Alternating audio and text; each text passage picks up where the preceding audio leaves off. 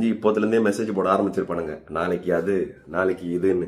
விடக்கூடாது, இவனுங்களை விடக்கூடாது. எனக்கு கடவுள் நம்பிக்கை இல்லை. ஆனால் அப்படி ஒரு சக்தி இருந்ததுன்னா, தெய்வமே சக்தி கருமாரி தாயே, இவனுங்களுக்கு இப்போ நான் சொல்கிறதெல்லாம் நடக்கணும்.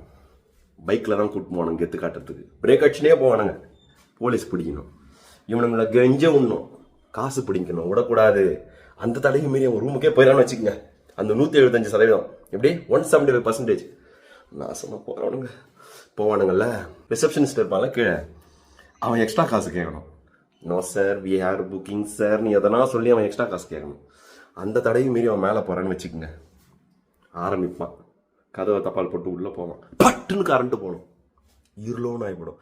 அவன் சந்தோஷப்படுவான் எவ்வளோ நேரத்துக்கு, ஆனால் ஆகிடுமே, துடிக்கணும். அவன் ஈவினிங் ஆகணும், டைம் ஆகணும். அவன் ஃபோன் பண்ணி பேசுவான், sir current not coming sir, கரண்ட்டில் என்ன பண்ணுறீங்க? கரண்ட் வராது, அம்பாவோட சக்தி உன்னை தாக்கும், அந்த இயேசுவோட கிருபை உன்னை அடிக்கும், எல்லாம் விட்டுறாதையா. அவனை கரண்ட்டு போய் நீ துடிக்க ஈவினிங் ஆகிடும். பொண்ணு வீட்டிலேருந்து ஃபோன் வரும், ஏம்மா எங்கே இருக்கு நீ, டைம் ஆயிடுச்சு ஒன்றும் வரலையான்ட்டு. பதறி ஆயிடுச்சுன்னு ஓடும். இவர் நைட்டு மெசேஜில் பேசுனதோட சரி, ஒன்றும் நடக்காமல் எல்லாம் திருப்பி வீட்டுக்கு வரணும். என் சாபம் சும்மா விடாதுடா.